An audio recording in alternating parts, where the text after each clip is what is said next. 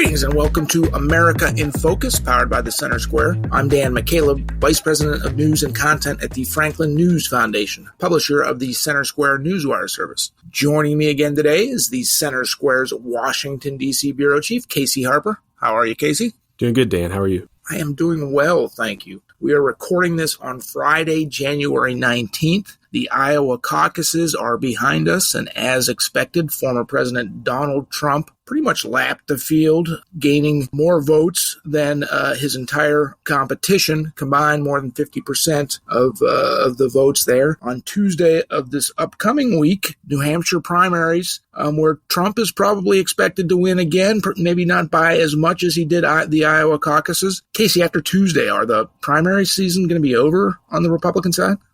Well, it's very possible that it will be over practically, but I don't think that we're going to see those candidates drop out who have been pouring in tens of millions of dollars into Iowa, New Hampshire. I've already seen that Florida Governor Ron DeSantis, who, he did place second in Iowa, but did not, in some ways it was a disappointing finish because he's still so far behind Trump despite spending so much money in Iowa and so much time and campaign resources. But he's eyeing South Carolina, which is an early primary state where he thinks that he can make a big impact. And he'll need to do it there because in New Hampshire, polling pretty poorly at about less than 7%. Say that 5 times real fast. I know, I can't. I don't think I can say it one more time. He's not polling well in New Hampshire. Nikki Haley has more than 3 times as much support as him. She's in the mid 20% support, I believe, and he's around 7. And so he's going to get really dominated by Nikki Haley in New Hampshire if the polling holds true. But even then, Trump is still expected to beat Nikki Haley. He's in 40 to 45% range in New Hampshire, which is definitely lower than Iowa and is notable.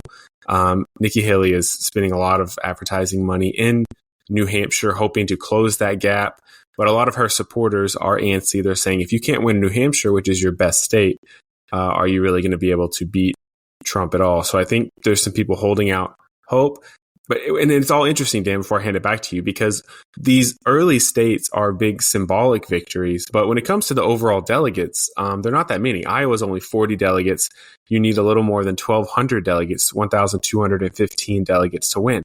So Iowa is a small percentage. But when you lose so handily in these early states, it is a big moral loss, a big moral victory for the winner. And the other reason it's important is because Super Tuesday is coming up. And there are a lot of delegates on the line in Super Tuesday, and those states all vote on the same day. And so whatever momentum is created or lost leading up to Super Tuesday heavily influences all those people who vote at the same time. And so by the time all those, they're all going to vote with the same impression of who's going to be the winner based on the early states. And once you're past Super Tuesday, it can be really hard to build momentum or come back if you haven't won any states at that point.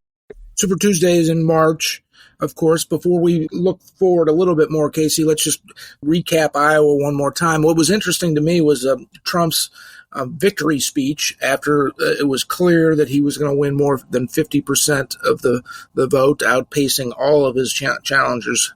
Combined, his post-caucus speech was more conciliatory than you'd expect from President Trump. He's been criticizing all of his opponents in the race in normal Donald Trump fashion, calling Florida Governor Ron DeSanctimonious, but he kind of praised them a little bit in his speech with the ultimate goal of saying, hey, we need to unite as a party so we can beat President Joe Biden, almost the guaranteed Democratic nominee, in November. You don't hear Trump speak like that a lot, do you? You know what it reminded me of, Dan? Was in 2016, when Trump had shocked the country and beaten Hillary Clinton, and he went up there and he gave his victor speech, right? And he congratulated Hillary, who he had pounded on the campaign trail mercilessly on the debate stage, on social media. He had just been vicious to her. But when it came time for his acceptance speech, he was very conciliatory and he congratulated Hillary Clinton on her, he didn't go after her. It was over. And so what this tells me is that in Trump's mind, this race is over. He's congratulating and giving out participation trophies to his opponents, and he's already turning his eyes towards President Joe Biden. Now, there's a lot more campaigning to be done, but I think that explains a lot of the tone. Is in Trump's mind, this cemented that he is the inevitable candidate. The polling in New Hampshire, as we said, has him there. At the national level, and our Center Square Voters Voice poll found a lot of this, that Trump is beating every candidate, and he's even beating President Joe Biden in the national level and in many of the key battleground states. So I think in Trump's mind, he's just congratulating, giving people a pat on the back and saying, that was a great try. Maybe next time, because I've got it. I can certainly see that comparison, Casey. So let's talk a little bit more about New Hampshire. DeSantis, as you mentioned, he's polling in the single digits there. How can he be a viable candidate if that's what the New Hampshire results are? A distant second likely to Nikki Haley, who will likely still be a distant second to Donald Trump. I know they've raised millions and millions, tens of millions of dollars, and they've spent tens of millions of dollars. But how can you even fundraise? If you get single digits and you get blown out in Iowa, you get single digits in New Hampshire, I don't know, the donors would think you're a viable candidate at that point. Yeah, I mean, these are all the same questions that many, I think, of DeSantis' staffers are having, unfortunately for them. Iowa was the chance to show that, polls are just polls and voters think for themselves. It was DeSantis' chance to outperform the expectations. Even if he had just tied Trump, it could have been game-changing for this race. But he's so far behind. As you said, New Hampshire is almost no chance.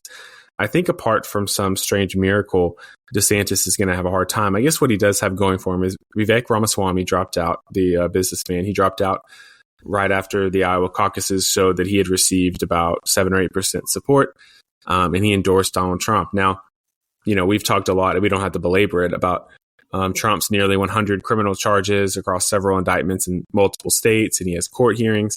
If any of those somehow ended up disqualifying him from office, it could be really important that DeSantis stuck around and picked up these delegates, even if they were just partial, right? Because it might be a choice between Haley, who's seen as a more centrist establishment Republican, and DeSantis, who is seen as potentially the heir of the America First platform. And so that seems maybe the only path for DeSantis at this point, is if Trump is somehow derailed and, oh, look who's there with some of the delegates. And if Trump could hand his delegates over to DeSantis, maybe for the promise of pardoning him. But these are pretty crazy theoreticals at this point, Dan, and it's not good for the DeSantis camp that we have to go to these lengths to find a path for him to take the White House. Right. All good points. Casey, you will be covering the New Hampshire primaries Tuesday night. Listeners can watch your coverage and all of our staffs at the Center Square's coverage at thecentersquare.com. But we are out of time. For Casey Harper, I'm Dan McCaleb. Please subscribe. Thank you for listening. Enjoying our podcast? Your reviews help other listeners find our show. Please leave us a review on Apple Podcast, Spotify, or wherever you listen.